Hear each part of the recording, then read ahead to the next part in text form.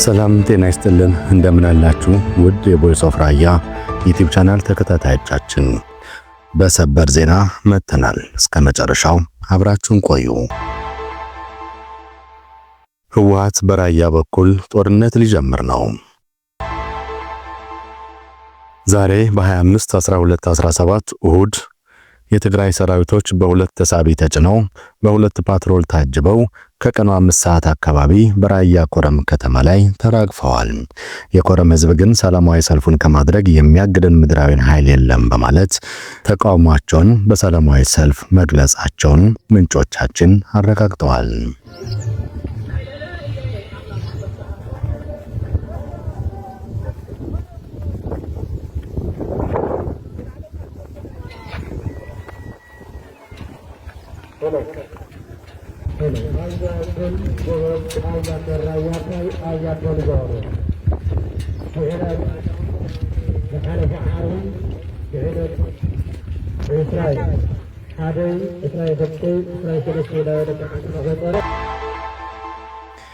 በተመሳሳይ ዜና በራያ ጨርጨር የመንጆሪኖ ታጣቂዎች እንደ ኤስአይኤስ ጭምብል ለብሰው በከተማው መውጫና መግቢያ እንዲሁም መንገዶችና ቅያሶች ላይ ስናይፐሮችን ታጥቀው ህዝቡን በማሸበር ይገኛሉ።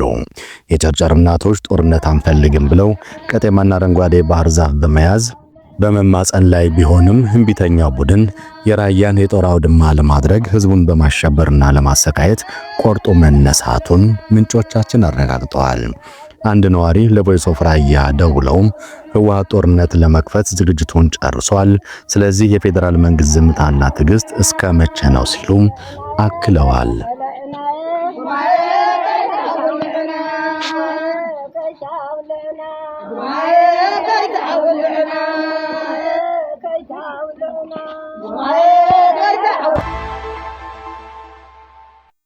እንደሚታወቀው ሰሞኑን የህወሓት ተላላኪዎች የደቡባዊ ዞን አመራሮችን በኃይል መቀየራቸውና ራያ ላይ ያለው ኮማንድ ፖስት ለማስወጣትና በምክንያት ጦርነት ለመክፈት ዝግጁ መሆናቸውን አዲሶቹ ሹመኞች ህዝቡን ሲያወያዩ መደመጣቸውን የራያ አካባቢ ዳግም የጦርነት አውድማ ለማድረግ ዝግጅታቸው መጨረሳቸውን ስማቸው እንዲጠቀስ ያልፈለጉ ፖለቲከኛ መረጃውን አጋርተውናል።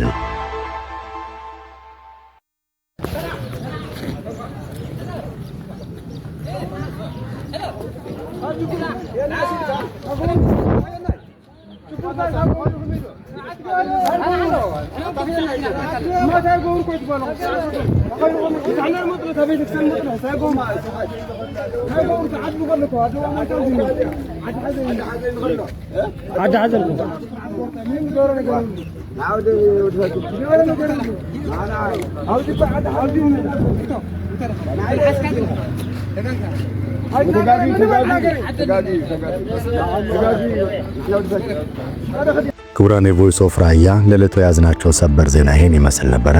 ወቅታዊ መረጃዎች እየተከታተልን የምናደርስ መሆኑን ልናሳውቃችሁ እንወዳለን። ቮይስ ኦፍ ራያ የራዮች ድምጽ ነው።